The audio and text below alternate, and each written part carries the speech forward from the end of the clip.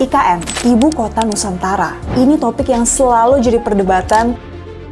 Selain berkejaran dengan waktu, percepatan pembangunan Ibu Kota Nusantara diiringi pro dan kontra. Polemik mundurnya Kepala Otorita IKN, Bambang Susantono dan wakilnya Doni Rahayu, Presiden Jokowi optimistis pemindahan Ibu Kota ke Penajam Pasir Utara Kalimantan Timur segera terwujud. Halo, perkenalkan kami dari kelompok 3 yang terdiri dari saya, Amelia, lalu Olive, Belinda, Erlina, Putri, Ella, dan Echa. Dalam video kali ini kami akan mengambil posisi kontra terhadap pembangunan IKN atau Ibu Kota Negara yang ada di Kalimantan Timur. Secara hukum, pembangunan IKN memang telah diatur dalam Undang-Undang Nomor 3 Tahun 2022 dan Undang-Undang Nomor 21 Tahun 2023. Namun jika dilihat dari sisi praktik, urgensi, dan dampaknya, kami mempertanyakan apakah proyek ini benar-benar tepat dilaksanakan pada saat ini. Meski IKN adalah simbol dari kemajuan dan pemerataan oleh pemerintah, tapi kami menilai bahwa proyek ini belum sepenuhnya sejalan dengan kebutuhan utama masyarakat pada saat ini.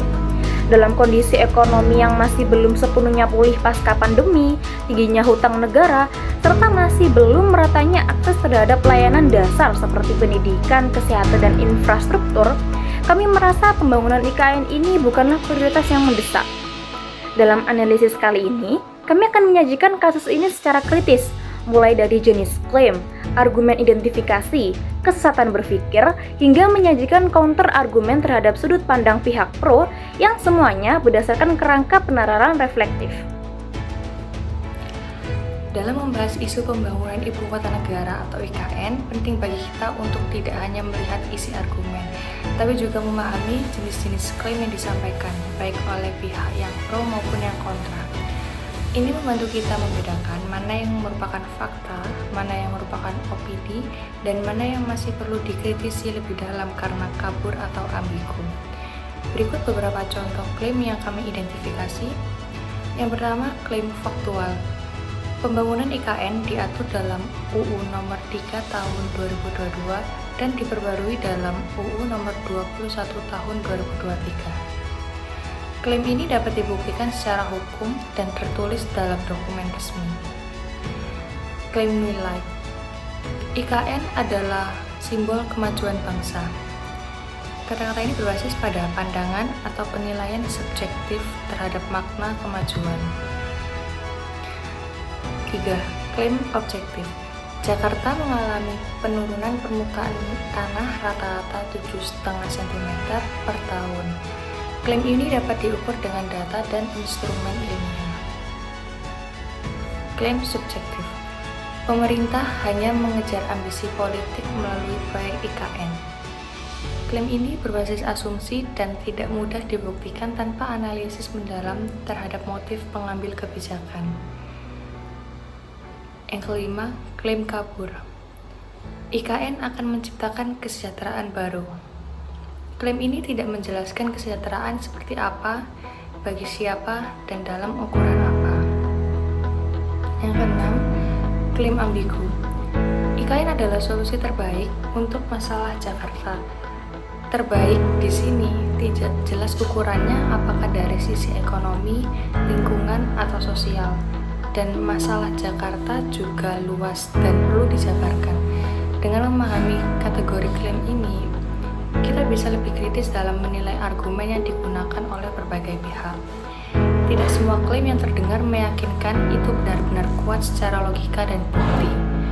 Justru dengan membedah klaimnya, kita bisa menghindari bias dan menyusun posisi argumen kita dengan lebih objektif.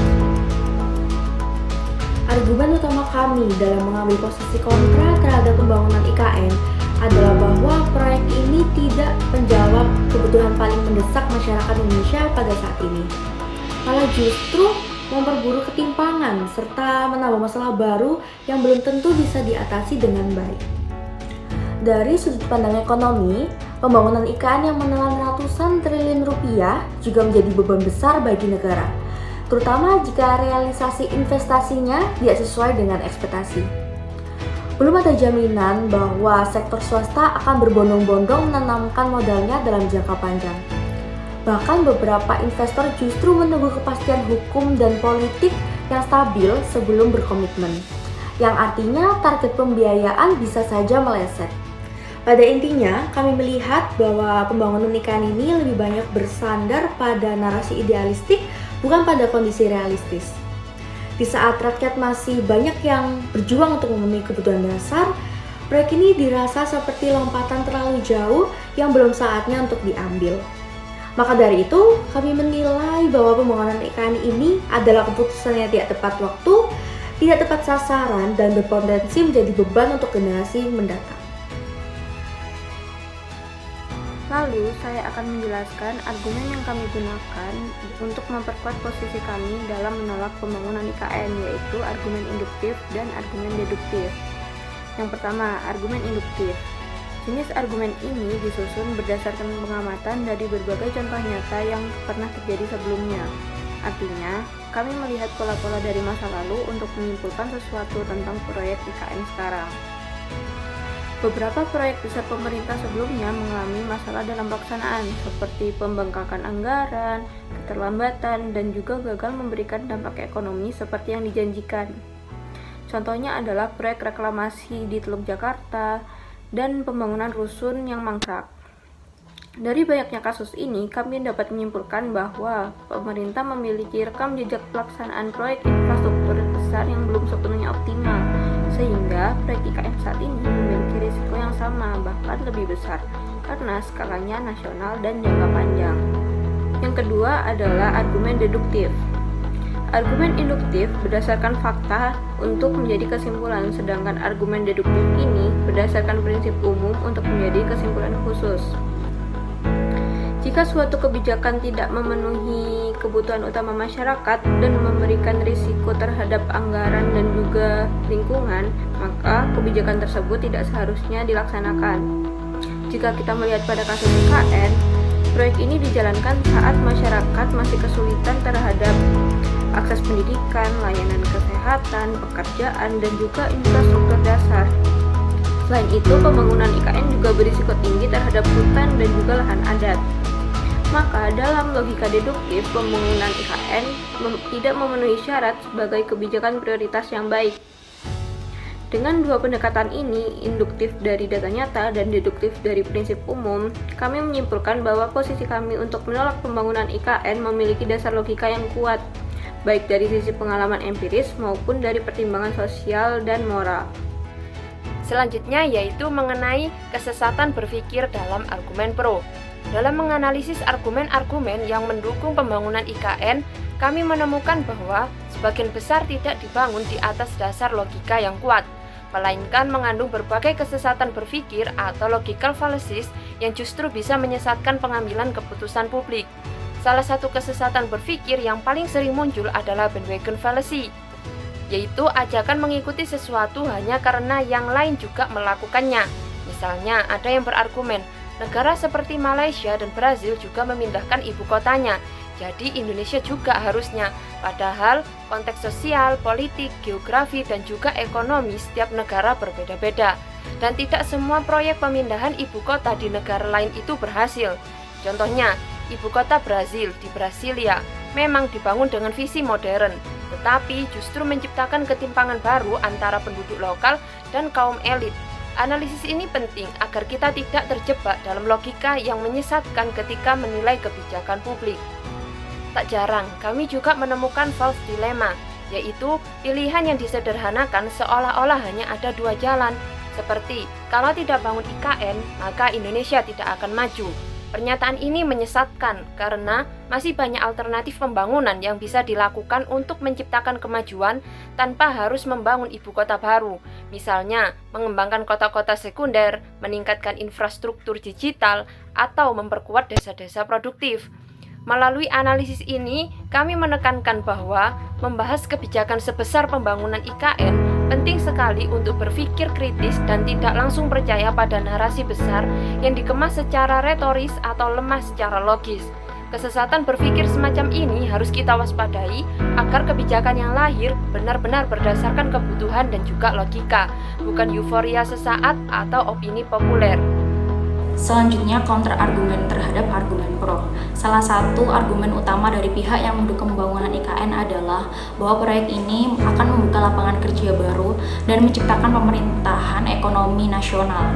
Mereka menyatakan bahwa dengan hadirnya ibu kota di Kalimantan Timur, wilayah-wilayah yang selama ini tertinggal bisa ikut merasakan pertumbuhan dan perkembangan ekonomi seperti di Pulau Jawa. Namun, kami menilai argumen ini terlalu optimis dan belum memiliki bukti yang kuat. Kami tidak menolak potensi penciptaan lapangan kerja, tetapi harus dilihat lebih dalam seperti lapangan kerja untuk siapa, dampaknya bagaimana, dan kedepannya seperti apa. Kami juga melihat bahwa pemerataan ekonomi tidak semudah memindahkan pusat pemerintahan tanpa rencana jangka panjang yang sangat rinci dan melibatkan aktif masyarakat lokal. Pembangunan IKN bisa saja hanya menguntungkan kelompok elit atau kalangan atas yang mampu berinvestasi di kawasan tersebut.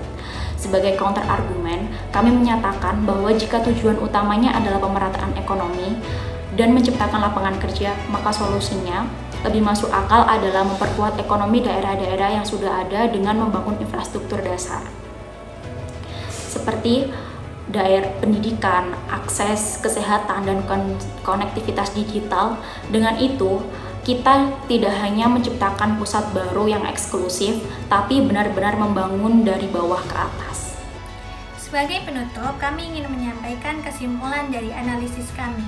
Berdasarkan identifikasi klaim, analisis argumen, dan evaluasi kritis terhadap pembangunan ibu kota negara, kami menyimpulkan bahwa pembangunan IKN saat ini bukanlah prioritas yang tepat bagi Indonesia. Proyek ini memang memiliki visi jangka panjang, tetapi sayangnya dilaksanakan di tengah kondisi yang kurang ideal. Mulai dari keterbatasan anggaran, krisis iklim, potensi konflik lahan, hingga kebutuhan dasar masyarakat yang belum terpenuhi secara merata. Kami juga menemukan bahwa banyak argumen pro mengandung kelemahan logis dan belum didukung bukti konkret yang kuat. Sebaliknya, dari sudut pandang masyarakat, proyek ini justru beresiko memperbesar ketimpangan dan mengalihkan perhatian dari isu-isu yang lebih mendesak. Karena itu, kami mengambil posisi kontra bukan karena menolak kemajuan, tetapi karena kami percaya kemajuan harus inklusif, kontekstual, dan tepat sasaran.